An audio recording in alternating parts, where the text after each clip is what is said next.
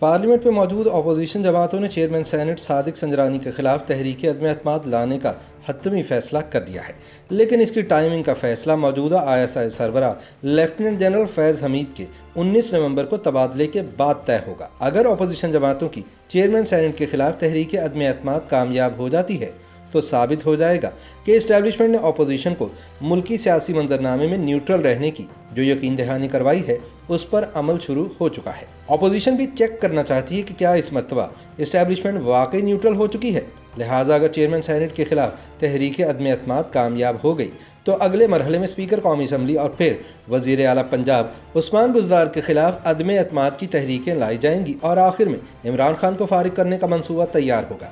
اس حوالے سے انگریزی اخبار ڈان کے ایڈیٹر فہد حسین اپنے تازہ سیاسی تجزیے میں کہتے ہیں کہ اپوزیشن کے مجوزہ آپریشن سنجرانی کے پیچھے منطق کچھ یوں ہے کہ سنجرانی کی تینوں فتوحات، پہلی بار چیئرمین سینٹ منتخب ہونا، تحریک عدم اعتماد ناکام بنانا اور پھر دوسری بار چیئرمین سینٹ منتخب ہونا، یہ سب کچھ براہ راست اسٹیبلشمنٹ کے مرہون منت تھا۔ تب فوجی اور انٹیلیجنس اسٹیبلشمنٹ عمران خان حکومت کے ساتھ ایک ہی پیج پر موجود تھے اور انہی کی حمایت کی وجہ سے اپوزیشن کے ووٹ بھی اڑن چھو ہو کر جادوئی انداز میں حکومتی امیدوار کو پڑ گئے۔ لیکن گزشتہ مہینے سے چلنے والی تازہ ہوا غیر جانبداری کی سوند لے کر آئی ہے۔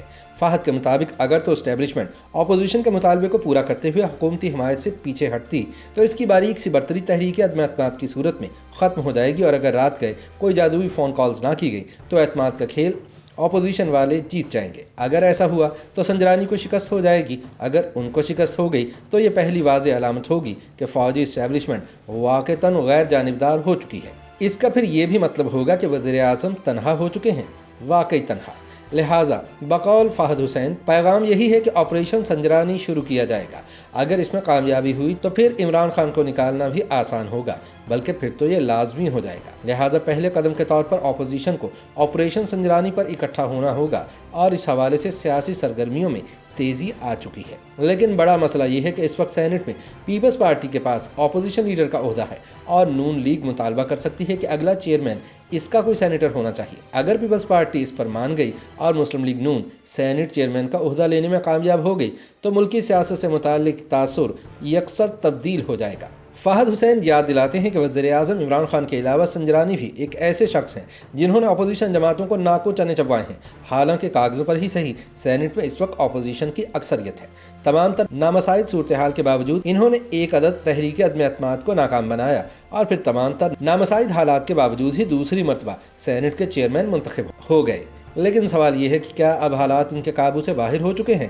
کیا بلی کی 9 زندگیاں مکمل ہو چکی ہیں؟ اس کا پتہ بہت جلد چل جائے گا، کیونکہ اپوزیشن تیسری دفعہ کے لیے چھریاں تیز کر رہی ہے۔ آپریشن سنجرانی بہت جلد شروع ہونے والا ہے۔ اس کا ایک اشارہ حال ہی میں تب ملا جب پاکستان ڈیموکریٹک موومنٹ سے پیپلز پارٹی کی علیحدگی کے بعد پہلی مرتبہ بلاول بھٹو اور مولانا فضل الرحمان قریب آتے ہوئے دکھائی دیے۔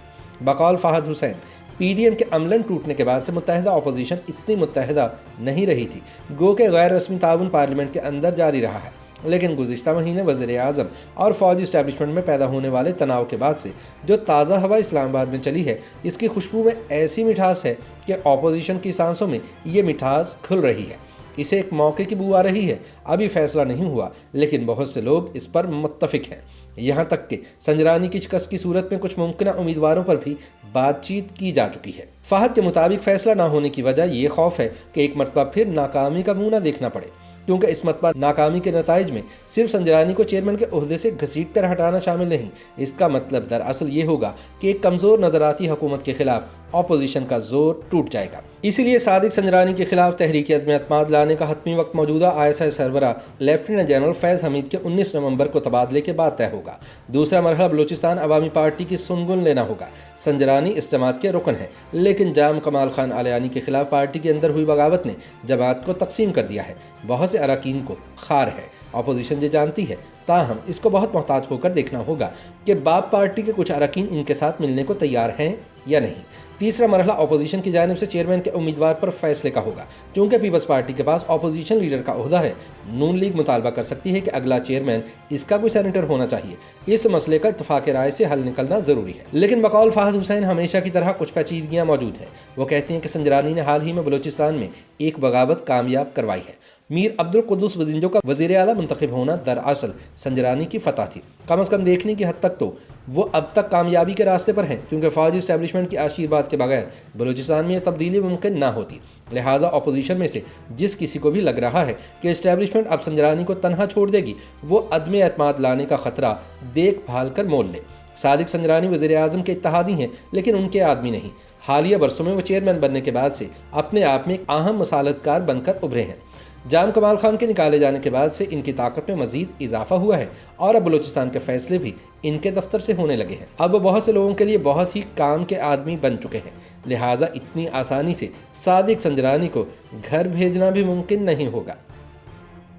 YouTube پر گوگلی نیوز دیکھنے کے لیے youtube.com کی سرچ بار میں googly news T V type کریں۔ گوگلی نیوز کے پیج پر سرخ رنگ کے سبسکرپشن والے بٹن پر کلک کرنا نہ بھولیے۔ YouTube پیج پر اپلوڈ ہونے والی ویڈیوز سے باخبر رہنے کے لیے بیل آئیکن پر کلک کیجیے۔ آپ کو ہر نئی ویڈیو کے بارے میں نوٹیفیکیشن موصول ہو جائے گا۔